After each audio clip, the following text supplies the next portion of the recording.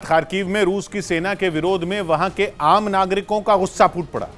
ये तब हुआ जब रूस के सैनिकों की एक गाड़ी खार्किव के एक रिहायशी इलाके से गुजर रही थी।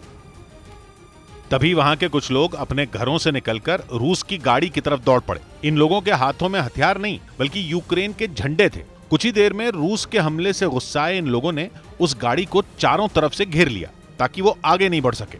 यूक्रेन का झंडा लहराते हुए इनमें कई लोग रूस की गाड़ी के सामने डटकर खड़े हो गए और धक्का देकर उसे पीछे धकेलने की कोशिश की। इतना ही नहीं, एक आदमी तो गाड़ी के बोनेट पर ही चढ़ गया और उसके शीशे पर पैरों से वार करता दिखा। गाड़ी में बैठे रूस के सैनिक भी अचानक हुए इस हमले से घबरा गए और अपनी गाड़ी की रफ्तार उन्होंने बढ़ा दी, जिससे वहां हादसे का खतरा बन गया क्योंकि उस गाड़ी के चारों तरफ लोगों की भीड़ थी। इसी बीच जो आदमी बोनेट पर चढ़ा था वो गाड़ी से नीचे गिर गया। इसके बाद कुछ लोग उसे उठाने में जुट गए, जबकि रूस के सैनिकों की वो गाड़ी तेजी से वहां से निकल गई।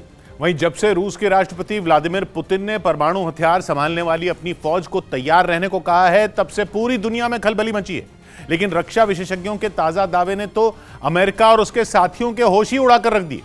दावा किया जा रहा है कि पुतिन के परमाणु बमों का निशाना यूक्रेन नहीं बल्कि ब्रिटेन होगा। वो ब्रिटेन जो अमेरिका का साथी है और पहले ही दिन से पुतिन पर हमले बोल रहा है। इसलिए माना जा रहा है कि पुतिन अपनी ताकत दिखाने और अमेरिका और बाकी पश्चिमी देशों को सीधी चेतावनी देने के लिए ब्रिटेन को टारगेट बनाएंगे। लेकिन रक्षा विशेषज्ञों का कहना है कि पुतिन किसी ऐसी जगह बम नहीं गिराएंगे जहां लोगों की भरी पूरी आबादी रहती हो। इसलिए उनका निशाना होगा समंदर, और ये समंदर होगा नॉर्थ सी।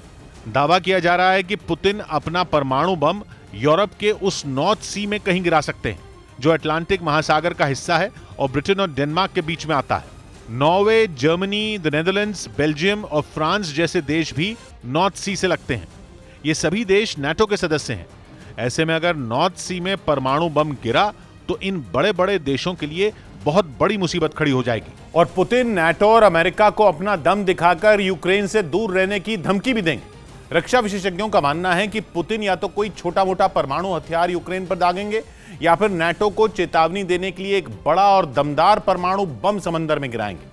माना जा रहा है कि अगर पुतिन ने दूसरा ऑप्शन चुना तो उनका टारगेट होगा नॉर्थ सी, क्योंकि नॉर्थ सी यूरोप में आने वाला ऐसा समंदर है जो रूस की सीमा से दूर है। साफ है कि रूस उस जगह तो परमाणु बम से हमला करेगा नहीं जहां धमाके से उसको कोई नुकसान पहुंचे।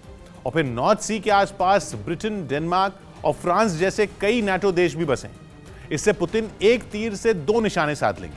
पहला तो यह कि परमाणु हमले से रूस पर कोई असर नहीं पड़ेगा और नाटो को सख्त मैसेज भी मिल जाएगा।